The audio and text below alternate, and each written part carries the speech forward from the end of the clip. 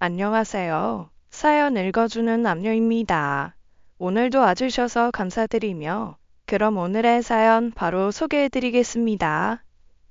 안녕하세요. 저는 얼마 전 결혼한 20대 후반의 여성입니다. 우리 집에는 오랜 아픔이 있었어요. 바로 20여 년 전 온 가족이 함께 놀러간 유원지에서 쌍둥이 언니를 잃어버린 것입니다. 제가 9살 때 있었던 일로 사람이 이리저리 치일 정도로 많은 곳에서 부모님이 정신없이 언니를 찾았던 단편적인 기억만 있습니다. 함께 서서 솜사탕이 만들어지는 것을 구경하고 있던 것이 언니와의 마지막 기억이에요. 부모님께서는 바로 안내소에 미아 신고를 했고, 아무리 기다려도 소식이 없어 경찰서에 실종 신고까지 넣었지만 끝끝내 언니를 찾지 못했습니다. 그 일로 우리 가족의 삶은 완전히 뒤바뀌어 버렸어요. 엄마는 매일같이 울면서 자기가 손을 놓지만 않았어도 언니를 잃지 않았을 거라고 자책하곤 했어요. 당일에 찍은 사진을 인화해서 실종 아동 전단을 만들었고, 부모님은 매주 유원지 근처에 가서 전단지를 돌렸죠. 그 밖에도 언니 하나를 찾기 위해 온 친척들이 다 동원되었어요. 시간이 되면 모여 언니의 전단을 함께 붙이고 근처를 돌아다니며 언니 이름을 부르며 찾으러 다녔어요. 택시를 하는 큰아버지는 택시를 그만두기 전까지 10년 동안 언니 전단을 붙이고 운행하셨고, 식당 하시던 작은 어머니도 언니의 전단이 하얗게 바래도록 붙여두시곤 했죠. 어른들은 자주 우리 집에 모여 부모님을 위로했어요. 제대로 먹지 못하는 엄마를 위해 음식을 만들어다 주기도 하고, 부모님이 언니를 찾으러 나갈 때마다 저를 돌봐주시면서 힘이 되어주시곤 했습니다. 걱정하지 마, 미진 엄마. 미진을 꼭 찾아. 반드시 찾을 거야. 이럴 때일수록 미진 엄마가 더 힘을 내고 기운을 차려야지. 그래요, 형수. 형수부터 기운을 차리셔야죠. 그러다 미진이 찾기도 전에 쓰러져요. 근데 귀신이 코칼로리시지. 윤진이랑 서서 솜사탕 만드는 거 푹 빠져서 보고 있었다며. 그런데 갑자기 애가 하늘로 솟았는지 땅으로 꺼졌는지 모르게 사라지는 게 말이나 되느냐고. 언니가 미진이 손 놓고 지갑에서 돈 꺼낸 시간이 5분이 걸렸어? 10분이 걸렸어? 참 기가 막혀. 누가 작정하고 나쁜 맘 먹고 타려간 게 아니고서야 이상하긴 하죠. 주변에서 봤다는 사람 하나 안 나타나는 것도 이상하고. 이게 다 제 잘못이죠. 그날 아는 형님을 만나 이야기하느라 애들을 잘못 봤으니 저 사람 탓이 아니라 제 탓이에요. 그게 어떻게 형 탓이야. 형도 형수도 잘못한 거 없어. 허구한 날 그렇게 자책하니까 몸도 마음도 다 상해 얼굴이 그 지경이 됐지. 형, 형수, 정신 차려야 해요. 미진이 찾으려면 부모가 정신 똑바로 차리고 있어야지. 그렇게 하루가 멀다 하고 자책만 한다고 해서 나타나는 게 아니잖아요. 어른들의 노력이 무색하게도 언니의 실종에 대한 실마리는 전혀 보이지 않았습니다. 그 사이 아빠는 결국 제대로 일을 하지 못해 권고사직을 당하셨고, 당장 생활이 어려워져 집을 팔아야 했어요. 갈 곳이 없어진 우리 세 식구가 처음 간 곳은 할머니 집이었습니다. 살던 곳에서 2시간 거리에 읍단위 시골이었고, 아빠가 독립하기 전 썼던 방으로 들어가 한 방에서 세 식구가 지냈어요. 아빠는 평일에 알던 고향 선배의 일을 돕고, 엄마는 할머니와 함께 밭일과 집안일을 했습니다. 저도 전학 갔지만 달라진 집안 분위기와 갑작스러운 환경 변화 때문에 적응하지 못하고 겉돌았어요. 그렇게 버티다 보면 언니도 찾고 살던 집으로 돌아갈 수 있을 줄 알았는데 13살이 될 때까지도 변하는 건 없었습니다. 게다가 우리를 더 힘들게 하는 건 할머니의 태도였어요. 처음엔 지나가는 혼잣말로 그러게 왜 애를 잃어버려서 라고 던지던 한마디가 2마디가 되고 3마디가 되면서 그쯤에는 입만 열면 엄마를 탓하는 말만 해댔어요. 거봐. 이건 식으면 바로 냉장고에 넣어놔야 안 쉰다고 말했냐 안 했냐. 하여간 엄마란 것이 정신머리를 저렇게 놓고 사니 제 자식도 놓치지. 엄마, 무슨 말을 그렇게 해요? 내 말이 틀렸냐? 애초에 저것이 미진이 크고 손을 꼭 붙들고 있었으면 애를 잃어버렸겠소? 봐라, 엄마가 엄마 노릇을 제대로 못하니 아주 그냥 집안이 풍비박산 나는 거다. 그게 어떻게 이 사람 잘못이에요? 그렇게 따지면 같이 있다 한눈 팔고 있던 제가 더 잘못이 크지요. 애를 붙들고 있었으면 끝까지 책임지고 보고 있어야지. 애는 엄마 책임이야. 지금 이 꼴을 봐라. 내가 널 어떻게 키워서 태아까지 보내놨는데 지금 나한테 얹혀 살면서 동식이 참일이나 하고 있고 내가 아주 속이 썩어 문드러진다. 속이 썩어 문드러져. 그런 식으로 말하면 저도는 이 사람이랑 같이 이 집에 못 있어요. 안 그래도 자식 일을 힘든 저희한테 왜 그렇게 야박하게 구세요? 그 사이 엄마는 아무 말도 못하고 정말 죄인처럼 고개만 숙이고 있었는데 저는 십수년이 지난 지금까지도 엄마의 그 모습이 기억납니다. 사람이 정말 마음고생이 심하면 하루아침에 머리가 하얗게 새는 거 아세요?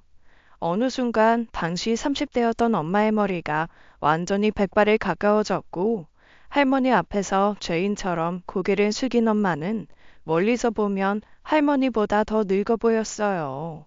그 순간 세상에서 우리 엄마보다 더 슬프고 힘든 사람은 없을 거란 생각을 했습니다. 소리 없이 서럽게 울던 엄마를 아빠가 데리고 나가자 할머니는 저를 흘겨보며 그러셨죠. 쌍뱅이들은 통하는 것이 있다더만 너는 너희 언니 사라질 때 뭐 했냐? 윤진이 네가 옆에 있었다며? 네 엄마가 정신머리 빠졌으면 너라도 이 언니 손 꼭 잡고 있어야지. 제가 아무런 대답도 하지 않고 서 있으니 맹추 같은 것이 말도 못한다고 머리에 꿀밤을 놓고 나가셨습니다. 저는 그럼 누구에게도 오는 모습을 보이고 싶지 않아 아무도 오지 않는 뒤안에서 쭈그려 앉아 한참 울었어요. 저도 내심 그런 생각을 하고 있었거든요. 제가 그날 솜사탕이 커지는 걸 구경하는 게 아니라 언니 손을 잡고 있었더라면 언니가 사라지지 않았을 텐데 적어도 손만 잡고 있었으면 언니가 손을 놓던 순간 언니가 사라진 방향으로 고개라도 돌렸을 텐데 하고요. 다른 형제 자매들도 마찬가지겠지만 저희는 쌍둥이라는 특징이 있어 그런지 늘 그림자처럼 함께하던 나와 똑같은 얼굴의 친구가 사라졌다는 사실에 자책감이 컸습니다. 결국 날이 갈수록 심해지는 할머니의 폭언에 그곳에 있기 어려워졌고 제가 중학생이 됐을 때 우리는 더 먼 외가로 가야만 했어요. 처음부터 외가로 가지 않았던 건 외가의 사정이 썩 좋지 않았기 때문이었습니다. 당시 외할아버지의 몸도 편찮으셨기에 우리 집 문제로 걱정을 끼쳐드리고 싶지 않았거든요. 할머니 집에 살았을 때는 주말마다 2시간 거리의 고향 유원지를 찾아다니곤 했는데 어쩔 수 없이 얼마간 언니를 찾으러 다니는 것도 포기해야 했습니다. 선자야, 미진이 잘 있을 거야. 근데 너는 엄마잖아. 선자 너 눈에는 윤진이는 안 보여? 윤진이 저거 여기 와서 한 번을 안 웃더라. 부모가 이러고 있으니 애가 눈치를 보고 웃겨도 웃음을 참고 눈물이 나오려고 해도 눈물을 참더라고. 윤진이 어렸을 때 얼마나 방긋방긋 잘 웃었어. 아직도 앤데 애어른이 돼가지고 부모 눈치 보게 만들면 되겠어? 알아. 나도 아는데 있는 윤진이라도 잘 봐야지 하다가도 윤진이 얼굴만 보면 미진이 생각나고 미진이도 윤진이처럼 저 얼굴로 자랐을 텐데 어디서 뭘 하고 있을지 그런 생각만 하면 가슴이 그냥 콱 막혀. 아이고, 이 미련한 거사. 미진이는 미진이고 윤진이는 윤진이지. 내가 네만 모르는 것도 아니다. 나도 너 밑으로 하나 있던 네 동생 강가에 내놨다가 죽어버리고 그게 지금까지도 내 가슴에 딱딱한 돌멩이 같은 한이 됐어. 어디 가서 죽었는지도 살았는지도 모를 미진이 생각하면 네 속이 속이겠냐. 근데 나는 너랑 네 오빠 보고 버틴 거다. 그러다 너랑 네 오빠마저 잘못될까 싶어서 곁에 남은 자식들은 제대로 챙겨야지. 그쯤 되니 주변에서도 더 열심히 찾아보자는 말보다는 다시 예전과 같은 정상적인 가정을 꾸려야 한다는 설득과 같은 말이 더 많아졌어요. 사정은 안타깝지만 언제까지고 그렇게 살 수 없다고 하시면서요. 그래서 아빠는 다시 취직했고 월세 보증금부터 벌어 원래 살던 도시로 오게 된 것입니다. 부모님께서도 천천히 삶을 되찾으려고 노력하기 시작했고, 제가 중학교 3학년이 됐을 때야 비로소 언니를 잃어버리기 전과 비슷한 삶을 되찾을 수 있었어요.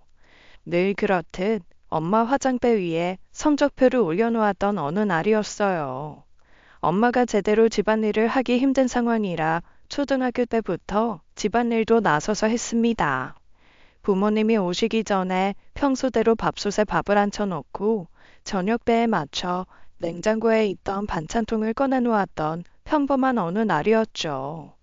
집에 돌아온 엄마가 화장대 위에 있던 성적표를 오랫동안 보았고 갑자기 아빠와 나와서 저를 꼭 안아주었어요.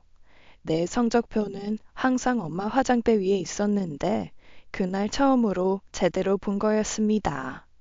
전학을 다니고 제대로 적응을 못하며 친구들 사이에서도 겉돌 때 제가 할 수 있는 건 공부밖에 없었어요. 그나마 수학 문제집을 풀다 보면 두세 시간이 훌쩍 지나가 있었고 그럴 때면 잠시라도 해방감을 느끼곤 했죠. 그 덕에 학교 성적이 꽤 좋았고 특히 수학은 전교 1등을 놓친 적이 없을 만큼 우수했습니다. 그저 제가 할 수 있는 일을 하면서 버텼을 뿐인데 부모님께서는 당신들이 나를 제대로 돌보지 못한 사이에 내가 나 혼자 잘 버티고 있었다는 것에 미안함을 느낀 거죠. 엄마가 그동안 윤진이 몰라줘서 미안하다. 미진이만 보고 윤진이는 안 봐서 미안해. 아빠가 이제 윤진이 하고 싶은 거 다 할 수 있대 최선을 다하마. 윤진이 너는 그저 너는 집안일 걱정하지 말고 공부도 뭐든 하고 싶은 거 해라. 아빠가 미안하다. 그렇게 저희는 조금씩 언니가 돌아오지 않을지도 모르는 현실을 차차 받아들이며 살기 시작했습니다. 그렇다고 우리가 언니 찾는 것을 포기한 것은 절대 아니었어요. 그 사이에도 아빠는 시간이 날 때마다 틈틈이 언니가 사라진 유원지를 찾았고 차에 전단을 놓고 나오면서 역이나 시장처럼 사람이 많이 모이는 곳에 가서 전단을 돌렸습니다. 그러면서 언니를 봤다는 언니와 비슷하다는 연락은 수도 없이 받았지만 허탕이었어요. 심지어 아빠는 초창기 전단을 만들 때 사용했다는 이유로 011 번호를 끝까지 유지하셨어요. 혹시라도 그 번호로 연락이 올까봐 남들이 다 스마트폰으로 바꿀 때도 핸드폰이 고장나면 중고 폴더폰을 사다가 나라가 허락하는 그 순간까지도 010으로 바꾸지 않았죠. 그렇게 언니를 잃어버린 지 20년이 가까운 세월이 흘렀고 저는 솔직히 조금씩 마음을 놓기 시작했습니다. 마음고생으로 또래 부모님보다 훌쩍 늙어버린 부모님 얼굴을 볼 때마다 마음이 아팠어요. 이제 와서 20여 년 전에 잃어버린 자식을 찾는다는 건 기적에 가까운 일인지라 현실을 받아들여야 한다고 생각했죠. 그런데 세상에 기적은 있었습니다. 말로 표현하기 힘든 기적이 우리 가족에게도 오는구나. 도무지 믿기 힘든 그 순간이 온 거예요. 경찰로부터 20여 년 전 실종된 언니일 가능성이 높은 사람을 찾았다는 연락이 왔습니다. 부모님께서 경찰서에 등록해 놓은 유전자와 일치하는 사람이 나타났다는 거였어요. 한 번도 그렇게 가능성이 높은 연락을 받아본 적이 없는 데다가 최근 들어서는 가짜 연락마저도 없던 터라 심장이 터질 것처럼 뛰었습니다. 가능한 빠른 시간을 잡아 만나러 간 곳에서 우리 가족은 그대로 얼어붙고 말았어요. 정확한 유전자 검사가 필요했지만 그곳에서 저희를 기다리고 있던 그 사람을 보는 순간 유전자 검사 따위는 필요하지 않다는 것을 알았습니다. 저와 똑같은 얼굴을 한 언니가 그곳에 서 있었거든요. 엄마는 다리가 떨려 제대로 걷지 못하겠다면서 저한테 기댔고 그 힘으로 겨우 언니에게 가서 매달려 엉엉 울었습니다. 그야말로 울음바다가 되어 저희를 돕기 위해 나오신 분들도 모두 한마음으로 축하해 주시며 눈물을 흘렸어요. 자그마치 20여 년입니다. 언니를 잃어버리고 나서부터 그 순간을 얼마나 기다리고 그 기적을 얼마나 애타게 바랬는지요. 미진아, 아이고, 우리 미진이 맞네. 우리 영락없는 미진이 맞아. 아빠 알아보겠어. 아, 여기 윤진이. 쌍둥이 동생. 윤진이도 알아보겠어. 엄마와 아빠의 오열에 가까운 물음에 언니는 고개를 끄덕였고 저도 언니와 뜨거운 포옹을 했습니다.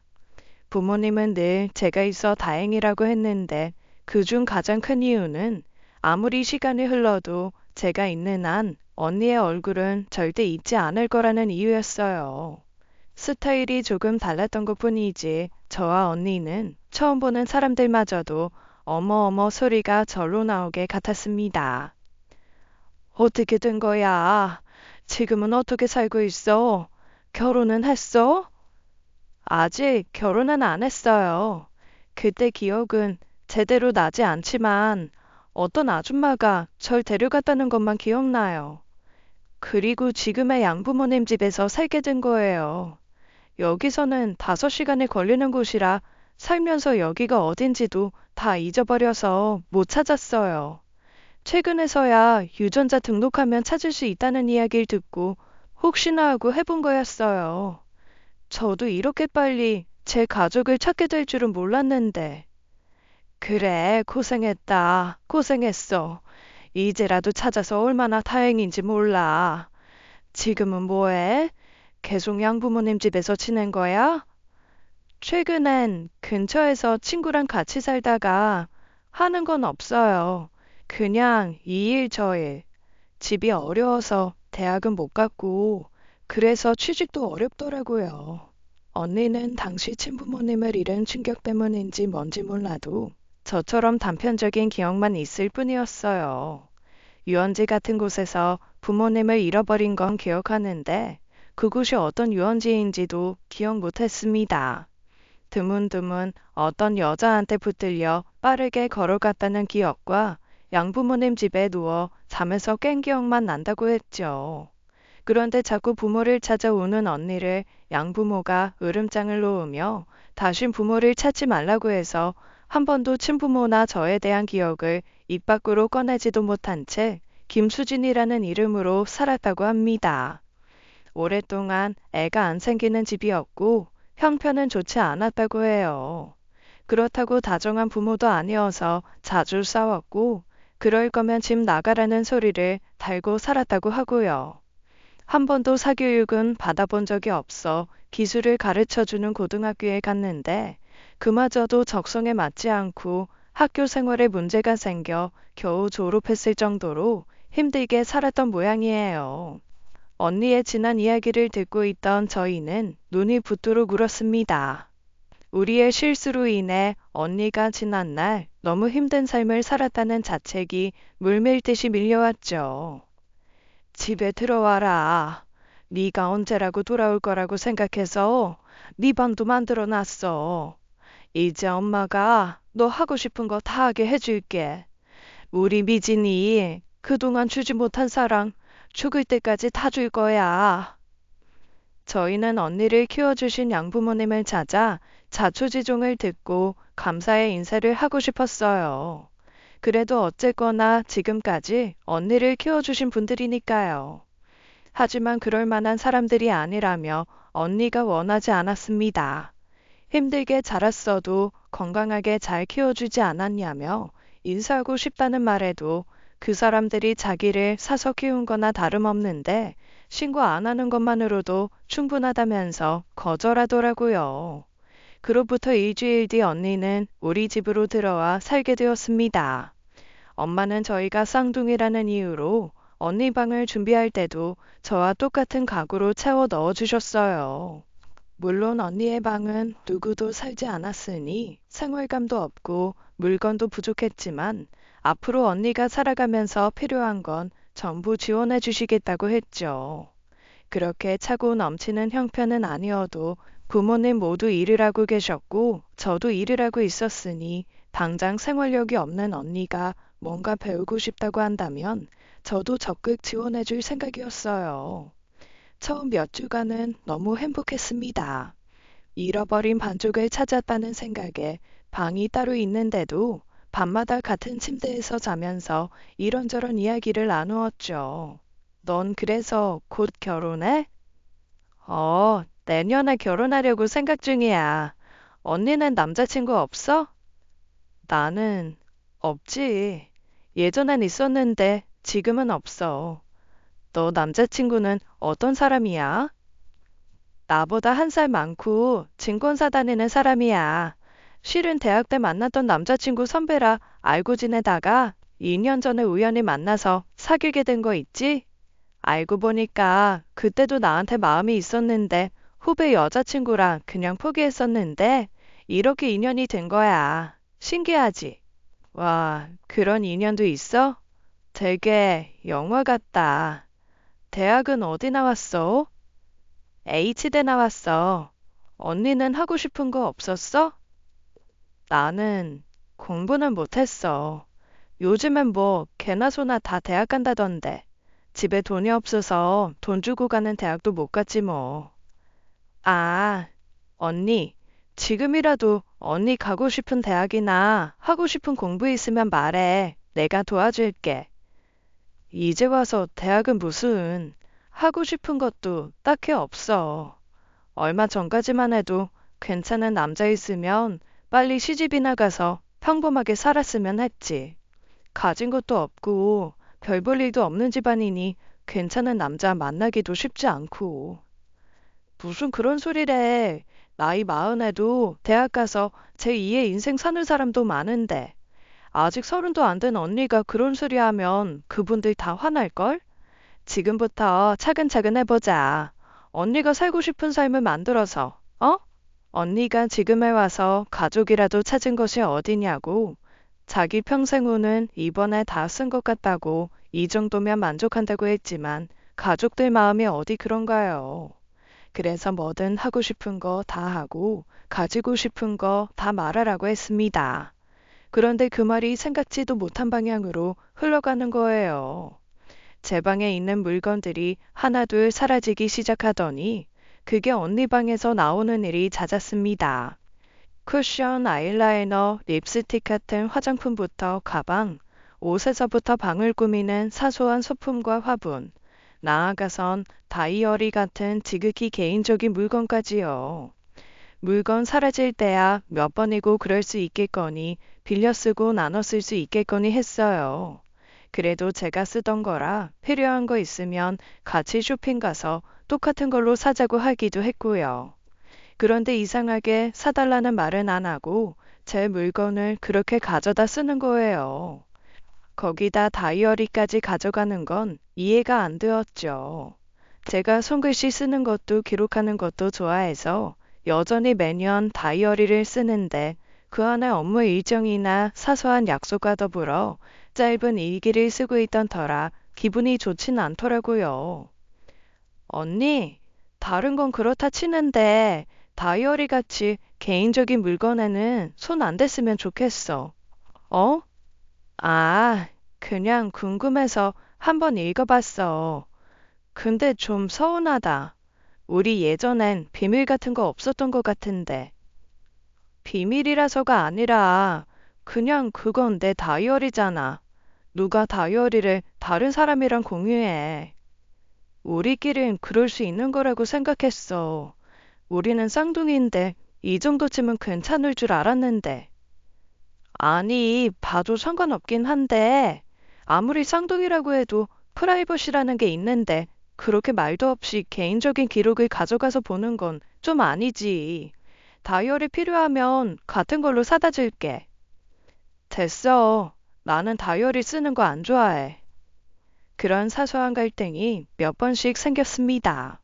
남자친구와 함께 찍은 사진이나 남자친구에게 선물 받은 물건들을 언니 방에서 찾곤 했어요.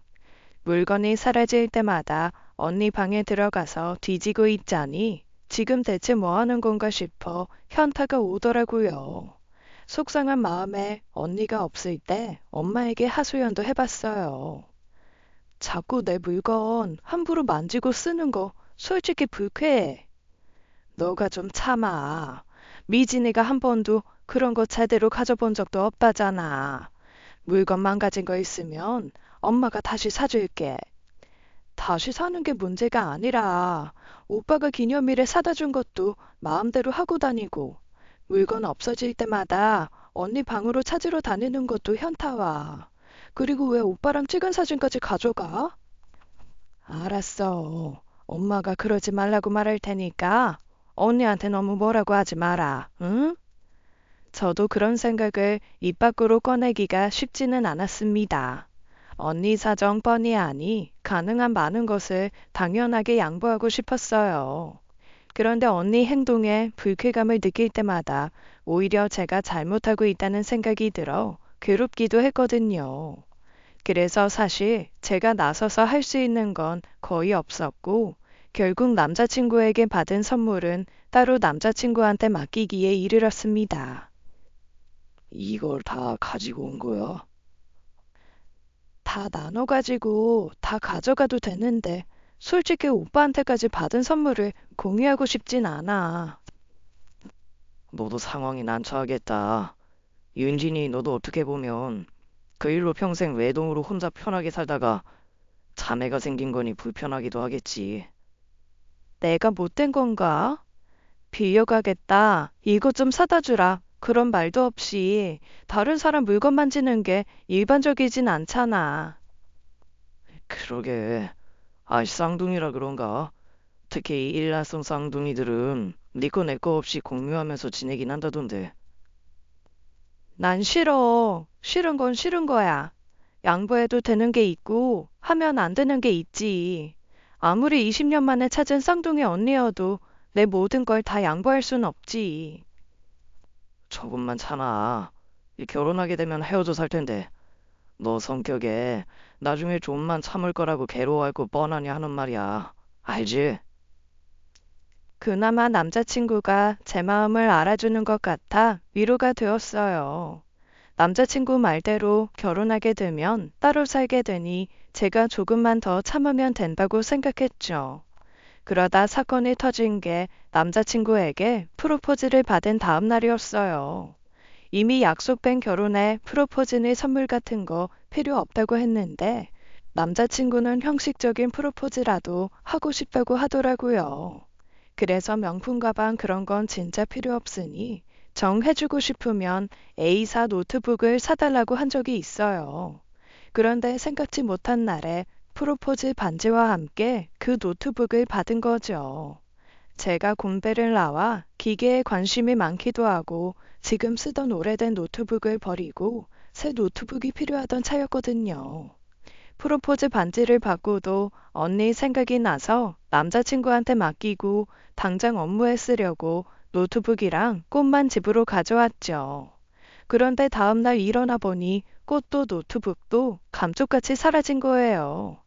책상 위가 빈 것을 보자마자 언니가 한 짓이라는 걸 알고 머리끝까지 뚜껑이 열려 언니 방으로 뛰어갔습니다. 아니나 다를까 꽃도 언니가 화병에 꽂아 자기 협탁에 놓아두고 제가 뜯지도 않은 노트북은 그새 뜯어 이것저것 살펴보고 있더라고요. 지금 뭐 하는 거야? 왜 소리를 질러? 내가 어제 이거 오빠한테 프로포즈로 받은 꽃이랑 선물이라고 했잖아. 근데 왜 손대? 꽃이든 노트북이든 필요하면 엄마 아빠한테 사달라고 하면 되잖아. 꽃이야 어디에 두든 예쁘게 보기만 하면 되고 노트북도 내가 필요해서 좀 가져왔어. 너는 노트북 있잖아. 있든 없든 내 물건이잖아. 언니, 그거 내 물건이라고. 언니가 쓰고 싶으면 얼마든지 엄마 아빠가 사준다는데 왜 자꾸 내 물건에 손을 대? 내가 남자친구한테 받은 선물을 언니가 손대는데 그러면 기분이 안 나쁘겠어? 그게 왜 기분이 나빠? 나도 너한테 가진 게 있으면 다 주고 싶어. 난 가진 게 없어서 너한테 줄 건 없고, 내가 가지고 싶은 걸 네가 가지고 있어서 나도 쓰려던 것뿐인데 그렇게 화를 내야 돼? 뭐? 아니, 그러니까 너는 다 가져보면서 살았잖아. 그래서 지금도 다 가지고 있잖아. 엄마, 아빠 사랑도 그동안 가지고 싶은 것도 다 가지면서 네가 하고 싶은 대로 다 하고 살았잖아. 근데 이런 것도 이해 못 해줘? 너는 이해 못 하겠지. 내가 지금 어떤 심정인 줄 알아? 나는 아무리 먹어도 배가 고파. 엄마랑 아빠가 이제 와서 못다 준 사랑 퍼준다고 퍼주는데도 그게 성에 안 차서 나도 힘들어 죽겠어. 너는 나처럼 산 적 없잖아. 그날 사라진 게 내가 아니라 너였어도 네가 이런 말 할 수 있었을까? 다른 사람은 몰라도 넌 날 이해해줘야지. 언니가 울부짖는데 저는 말문이 턱 막히고 말았습니다. 기어이 건드리면 안 되는 것까지 건드리고만 기분이었어요. 언니의 심정을 아니까 그런 이야기를 하게 될지도 모르니까 참은 거였는데 결국 제가 참지 못해서 언니의 깊은 상처까지 찔러버린 것 같아 미안하기도 했고요. 하지만 언니도 모르는 게 있잖아요. 언니를 잃어버리고 엄마도 아빠도 나도 얼마나 힘들게 살았는데요. 집도 직업도 잃고 다시 이 자리로 올라오기까지 우리 가족이 얼마나 힘들었는데 그건 하나도 모르면서 마치 언니가 없는 사이에 모든 걸 혼자 누린 나쁜 사람을 만들다니요. 하지만 거기다 대고 그 말들을 차마 할 수가 없었습니다. 엄마 아빠가 소란을 두고 왔고 언니가 엉엉 울면서 하는 말들을 다 듣고는 언니를 감싸며 위로해주기 시작한 거예요. 마치 저만 빼고 다 같이 한마음이 된 듯 처음으로 저는 우리 가족 울타리 밖에 있다는 느낌이 들었습니다. 그렇게 얼마 동안은 서먹서먹하게 지내게 되었어요. 눈도 마주치지 않고 그 후로는 언니도 제 방에 들어와 제 물건에 손대지도 않았죠. 엄마는 저를 회유하며 먼저 언니한테 말을 걸어보라는데 그러고 싶지 않았습니다. 언니도 언니지만 계속 언니의 마음만 헤아려 주길 바라는 부모님께 서운한 마음도 있었거든요. 그러던 어느 날이었어요. 함께 저녁을 먹던 자리에서 언니가 하고 싶은 것이 있다고 이야기를 꺼낸 겁니다. 실은 전부터 네일샵 해보고 싶었어. 네일샵? 아이, 그 손톱 하는 거. 당신도 전에 손톱 예쁘게 하고 싶다고 한 번인가 갔잖아. 그거? 전에 윤진이가 데려다줘서 한번 가봤는데 비싸긴 해도 하고 나니 손톱이 깨끗해지고 예뻐져서 기분 전환 되더라. 그런 건 그냥 할 수 있나? 배워야 하고 자격증도 따야 해. 나도 이제 뭐라도 내 밥벌이하고 살아야 하는데 그거라도 배워서 샵 운영해보고 싶어.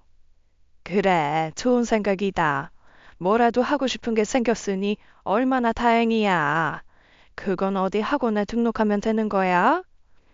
부모님은 언니가 하고 싶은 꿈이 생겼다는 것에 무척 좋아하셨어요. 물론 저도 내내 무기력하게 집에만 있던 언니가 스스로 하고 싶은 게 있다고 했을 때 기쁘기도 했죠. 그런데 그 언니의 꿈 때문에 저에게 문제가 생긴 겁니다. 언니가 한창 네일 교육을 받으러 다니던 어느 날 엄마가 저를 조용히 불러 그러더라고요. 알아보니까 네일샵은 매장이 크지 않아도 된다고는 하는데 그래도 매장 계약하고 얼마가는 수입이 없을 수도 있으니 월세도 지원해줘야 하고 재료비 준비에 그래도 돈이 좀 들더라. 그래서 말인데 윤진아, 엄마 아빠가 너 결혼할 때 해주기로 했던 돈, 그 돈을 좀 써야 할 것 같아. 뭐? 엄마, 그건 아니지. 그럼 어떡해. 언니가 대출이라도 나오면 반은 알아서 해결해봐라 그러겠지만 언니 사정 알잖아. 게다가 지금까지 언니한텐 뭘 가르쳐 주지도 못했는데 너한테는 너무 미안한데 엄마 마음이 그래. 경호도 벌이가 좋고 너도 잘 벌잖아. 지금 부족하게 시작해도 금방 채울 수 있을 거야. 내가 채우기 힘들어서 엄마한테 도와달란 건 아니잖아. 가뜩이나 직업이며 집안이며 기우는 결혼 같아서 시댁 눈치 보이는데. 그래도 결혼 허락해 주셨잖아. 그런 건 다 갚으면서 시댁에 잘하고 그러면 되는 거야. 응? 윤진아, 언니 한 번만 도와주자. 응? 엄마가 그렇게 간절히 부탁하는데 거기다 대고 잃어버렸다 찾은 언니만 자식이냐 할 수는 없었어요.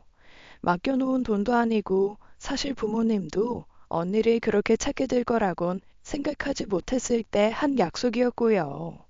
사회 초년생 때부터 같이 살면서 다달이 생활비로 적지 않은 돈을 주기도 한 저로서는 억울한 점도 있었죠.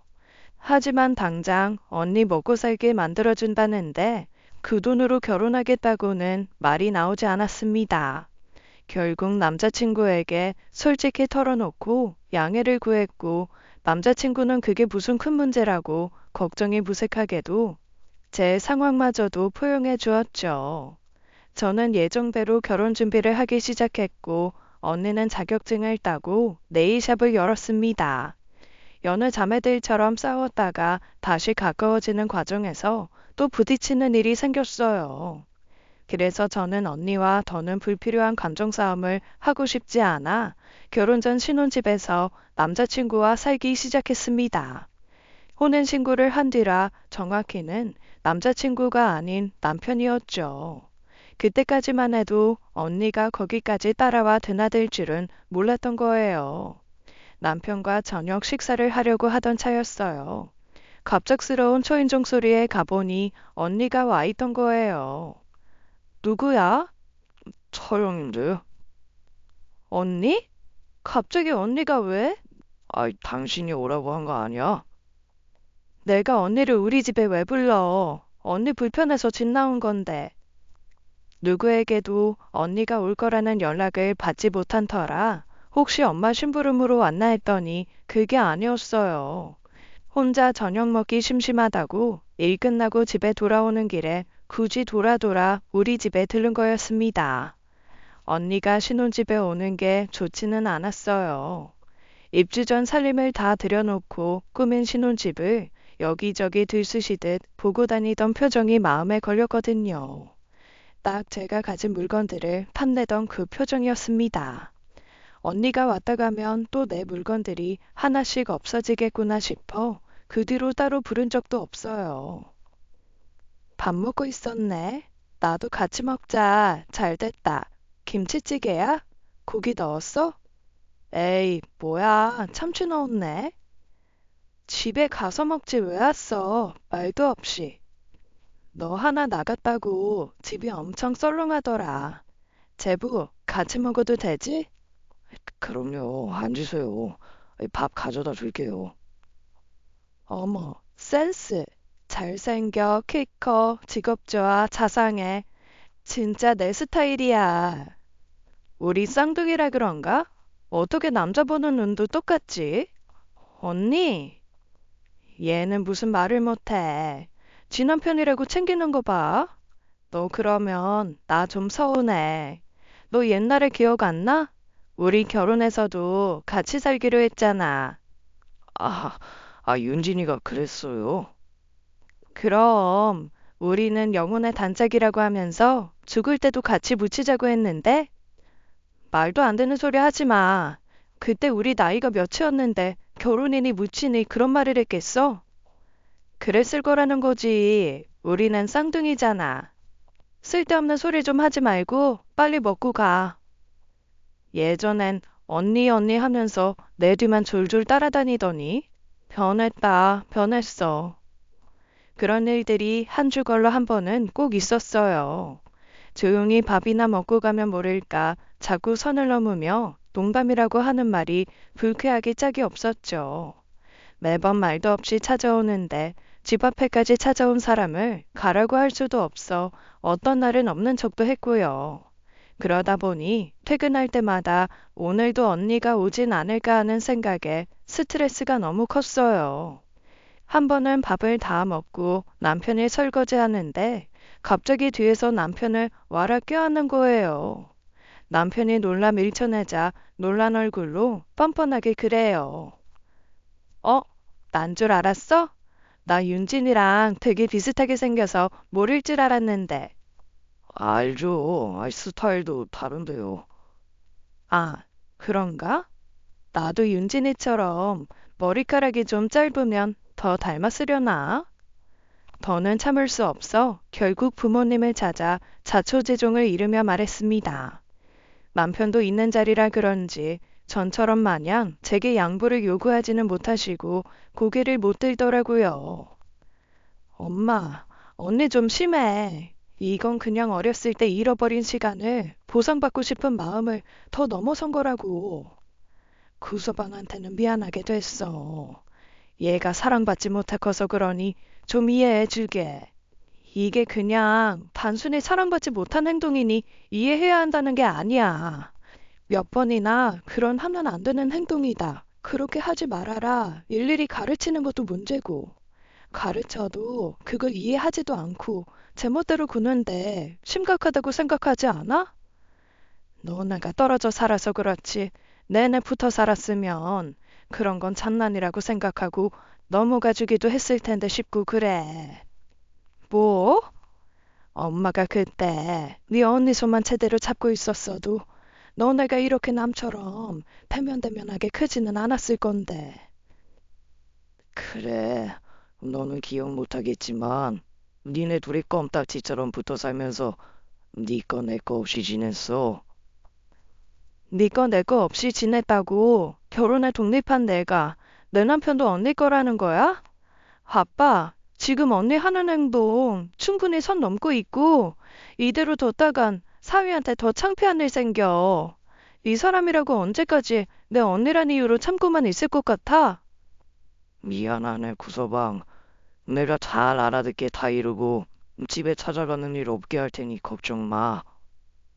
사위가 있으니 그나마 중재하겠다고 한 거지만 부모님의 말에는 여전히 이해를 바라는 마음이 깔려 있었어요. 살면서 부모님이 제 편이 아니었던 순간은 한 번도 없었고 늘 제 의견을 존중받으면서 자랐던 터라 부모님에 대한 실망도 컸죠. 언니 사정을 고려하더라도 너무 언니의 행동을 그저 감싸기만 하는 것은 분명히 잘못된 것이었으니까요. 지난번에 노트북 사건으로 언니에게 쏟아부은 뒤로 제 입으로 거친 말을 하고 싶지 않아 참았는데 기어이 언니랑 크게 한바탕 하는 일이 또 생기고 말았습니다. 언니가 머리 모양이며 옷 스타일을 바꾸더니 얼핏 보면 낯선 사람들은 저희 둘을 구분하기 어려울 정도로 똑같은 행색으로 나타난 거예요.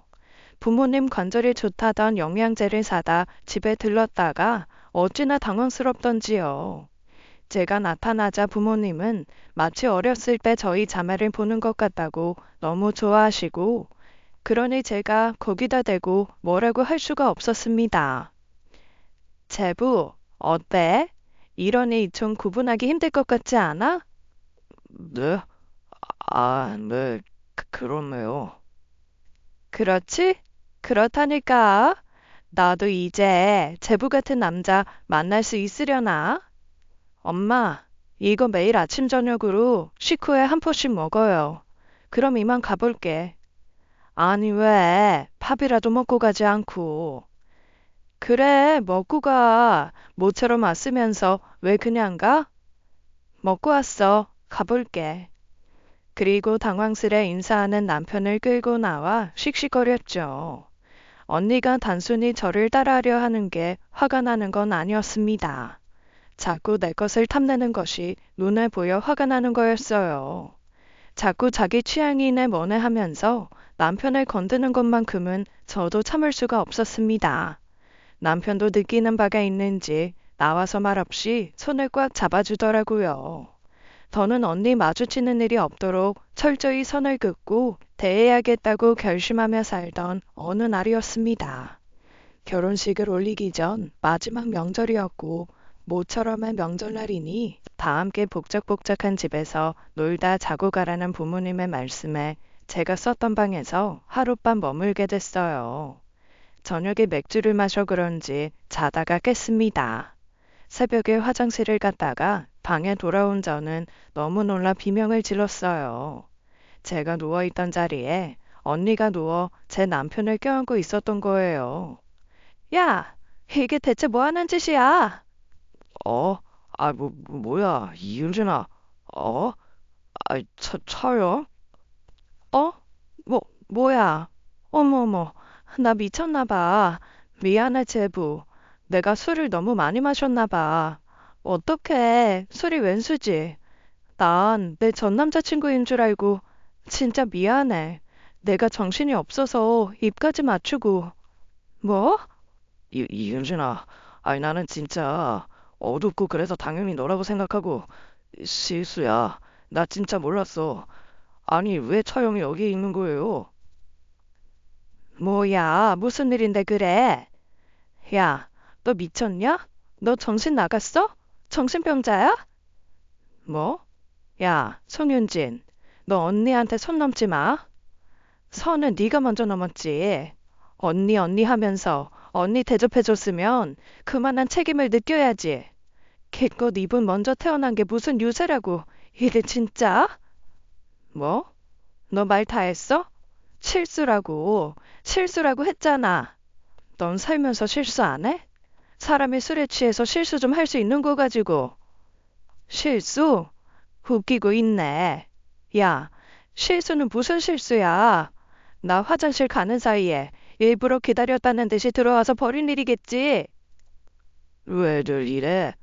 송윤진, 그만해. 그만하긴 뭘 그만해.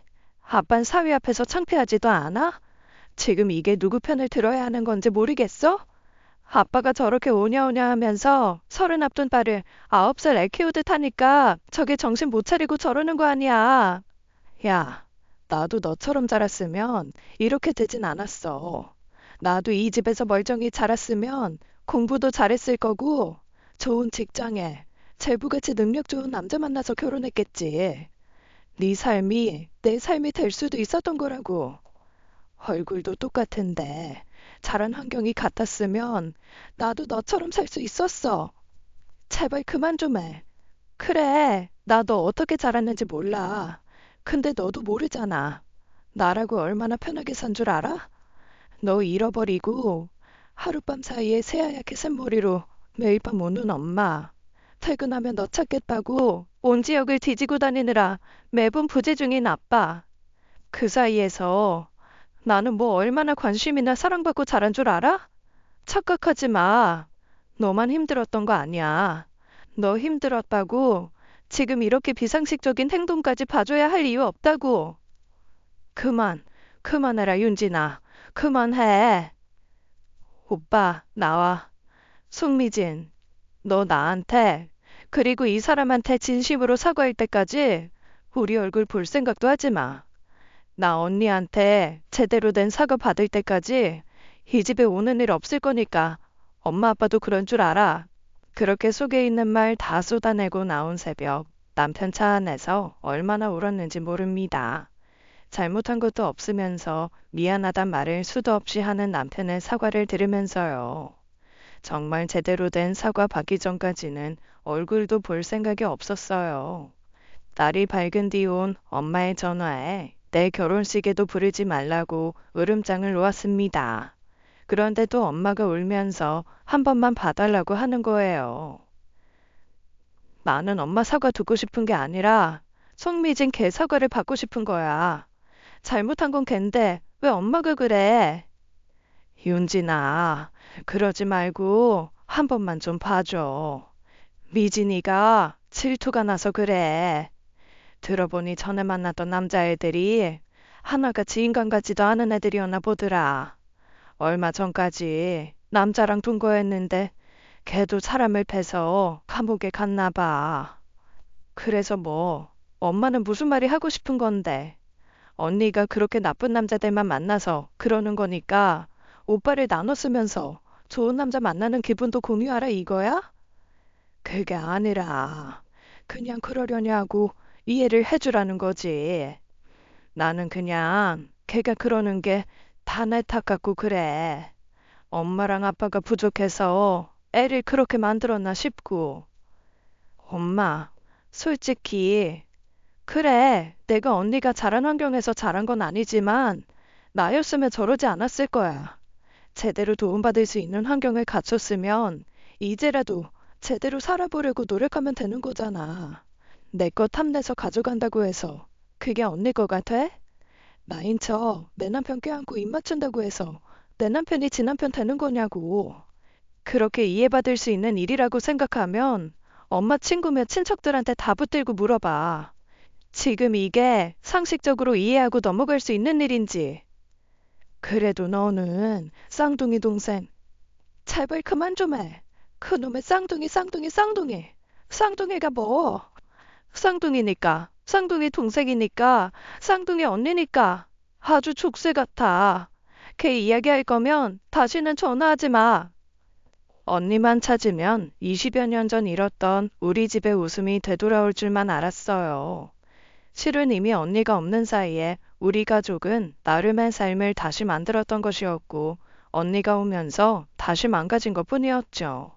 내 결혼 자금까지 가져가 하던 네일샵도 제대로 하지 않고 힘들다는 핑계를 대며 손님도 없는데 사람을 써서 겨우 월세 정도만 건지고 있다고 하더라고요.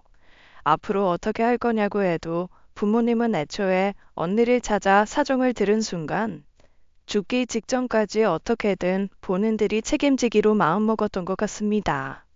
나이가 있으니 언제까지고 계속 일하기 어려울 것이고 결국 살던 집도 언니 앞으로 해줄 작정이었겠죠. 그걸 알면서도 저는 이해하려고 했습니다.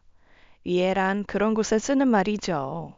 언니가 자기 삶을 찾아가려 고군분투하고 노력하는 모습을 보였다면 부모님 유산이 100% 언니한테 간들 아깝지 않았을 거예요. 그렇게 제대로 된 사과를 받지도 못한 채 결혼식 날이 다가왔습니다. 언니가 결혼식장에 나타나지 않았으면 하는 바람은 여전했지만 온다고 해도 뭐 별수는 없었어요. 언니는 신경 쓰지 말고 그저 제 결혼식이나 무사히 끝나길 바랬습니다. 그런데 신경 쓰지 않을 수 없는 상황이 된 거예요. 뒤늦게 나타난 언니의 꼴을 보고 미리 도착한 친지들이 입을 다물지 못했습니다. 몸매를 다 부각하는 딱 붙는 새하얀 웨딩드레스를 입고 머리에는 새하얀 리본을 달고 온 거예요. 발등을 덮는 원피스라고 봐줄 수 있는 형태도 아니었고 그대로 어느 식장에 들어가든 어색하지 않은 꼴이었습니다. 저랑 얼굴도 같다 보니 때마침 들어온 제 회사 동료는 그게 저인 줄 알고 환하게 웃으며 축하하는 거예요. 어머 윤진아, 너무 잘 어울린다. 얘 진짜 선남선녀 커플이 따로 없어. 뭘요? 너무 감사해요. 그 사이에서 자기 식인 양 축하받는 언니의 꼴도 가관이 아니었고요. 미리 와서 저와 인사하고 사진까지 찍은 하객들은 신부 대기실 밖에 나타나 서 있는 언니를 보고 기함을 했습니다. 이미 하객들이 와 있는 상황이고 더군다나 시댁 어른들까지 와 있는 상황에서 그게 무슨 망신인가요? 멀리서 엄마와 아빠가 나무라며 구석으로 몰고 가는 것을 보면서 얼굴이 새빨갛게 달아오르는 것이 느껴졌습니다. 당장이라도 소리 지르며 머리채를 잡고 싶은 심정이었어요. 도우미분의 만류에도 부케를 내려놓고 밖으로 나가 구석으로 몰린 언니를 직원 사무실로 끌고 가 몰아붙였습니다. 야, 손미진. 정신병원이라도 들어가야 정신 차릴래? 너 축하하러 온 거야. 얼굴이 같다고 착각한 사람 잘못이지. 내 잘못이니? 농담도 못해? 좋은 날에. 그 좋은 날 네가 다 망치고 있잖아. 이러려고 돌아왔어? 내 거 다 빼앗아서 엉망으로 만들려고 내 속 뒤집어 놓는 거야? 네 거 뺏는 게 아니라 내 거일지도 모르는 거 찾는 거야. 왜 너는 자꾸 너 걸 뺏는 거라고 해? 내가 이 집에서 살았으면 이날이 내 결혼식이었을 수도 있잖아. 네 남편이 내 남편일 수도. 저는 참지 못하고 언니의 뺨을 있는 힘껏 후려쳤습니다. 할 수만 있다면 거추장스러운 드레스를 벗어던지고 미친 듯이 치고 싶었어요. 살면서 누구에게도 손찌검한 적이 없던 제게 그럴 힘과 실행력이 있을 수 있다는 것이 놀라울 정도였습니다. 언니의 비명이 들리니 밖에 있던 부모님이 들어왔고 저는 놀라 바라보고 있던 사촌동생에게 부탁했어요. 남자인 사촌동생들이나 오빠들을 써서라도 식장 밖으로 내보내달라고. 어떻게 해서든 식이 진행되는 동안 밖으로 나올 수 없게 해달라고 말이에요. 그렇게 해서 겨우 결혼식을 치렀습니다. 이미 하객들에게 우리 결혼식이 있는 그대로 보이지 않았겠죠. 보지 않은 사람들도 본 사람들에게 이런저런 이야기를 전해들으면서 함께 행진하는 순간에도 축가를 듣거나 부모님께 인사를 하는 순간에도 수군덕거렸을 겁니다. 그런 생각을 하니 칡맨에 눈물이 멈추지 않았어요. 그날 찍은 결혼 사진은 꺼내보지도 않을 만큼 엉망이었습니다. 그렇게 식을 끝내고 다음날 신혼여행을 위해 출발하려던 차였어요. 핸드폰이며 지갑, 여권을 넣어 준비해놨던 파우치가 보이지 않았죠. 어? 이상하다. 내가 분명히 내 가방에 넣어뒀는데. 너가 하도 신신당부해서 분명히 엄마, 당장 내일이 출국인데 여권이 없으면 어떻게 가라고. 아니, 가만히 있어봐. 분명히 있을 거야. 있을 건데. 넣어놨던 가방에 있을 거라던 제 파우치는 보이지 않았고 출발하기 직전까지도 결국 찾을 수가 없었습니다. 그래서 어쩔 수 없이 저희는 급한 대로 긴급 여권을 신청해 수속하기로 했어요. 핸드폰이야 당장 없어도 갔다 와서 사도 되는 것이었으니까요.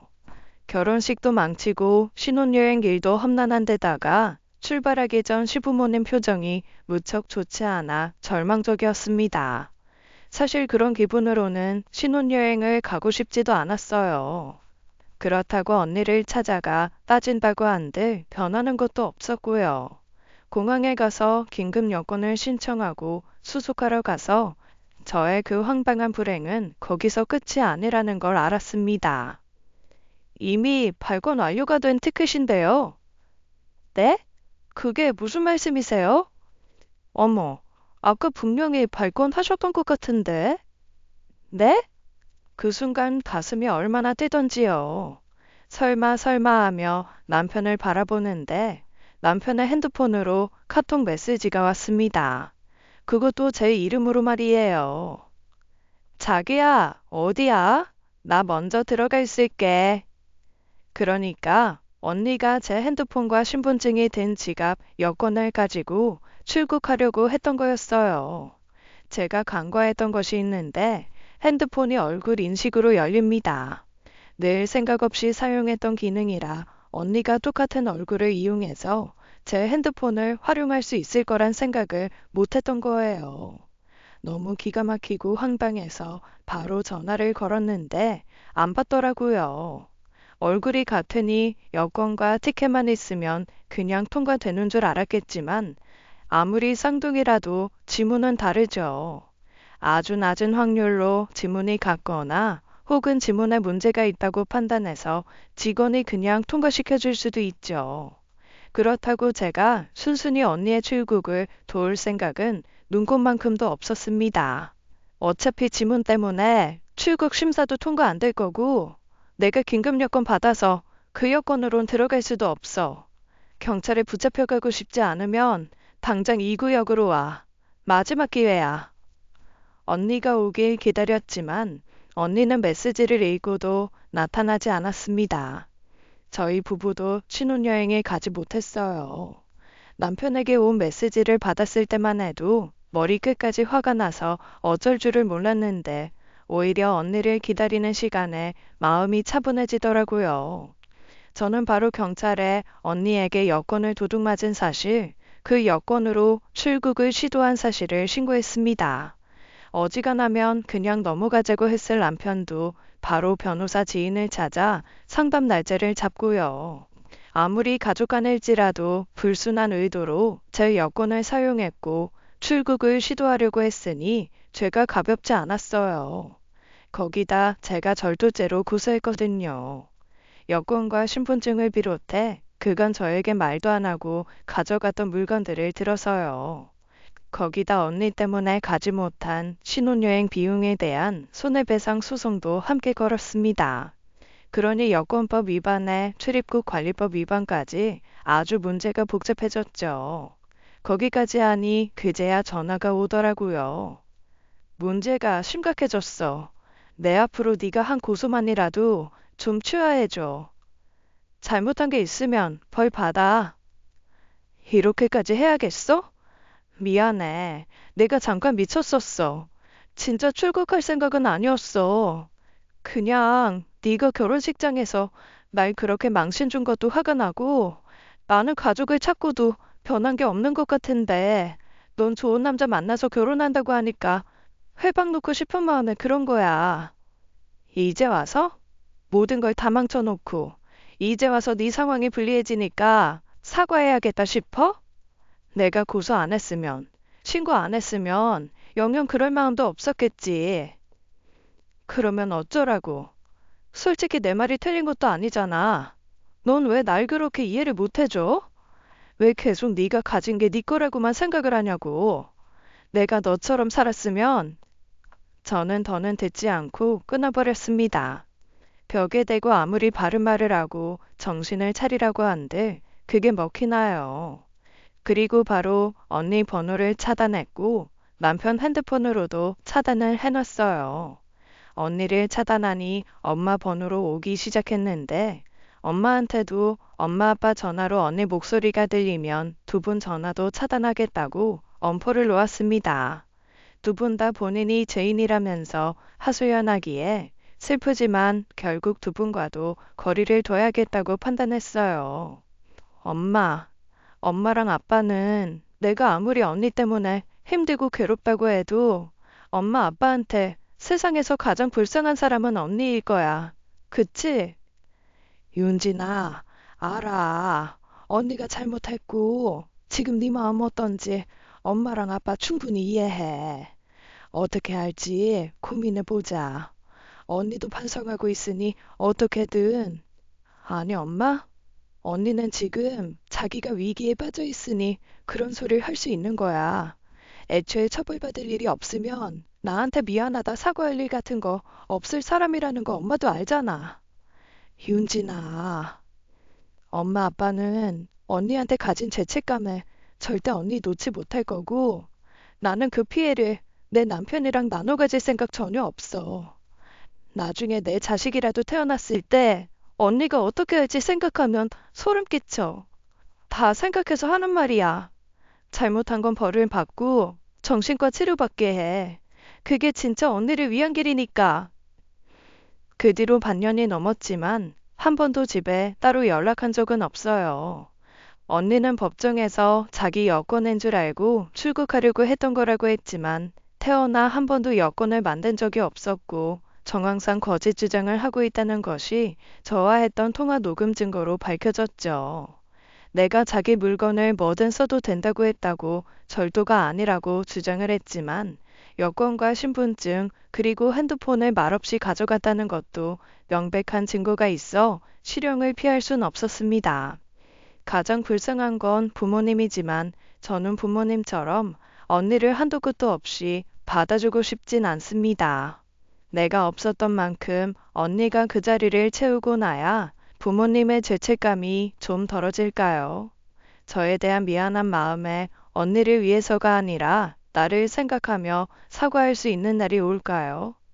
마음이 편한 것은 아닙니다.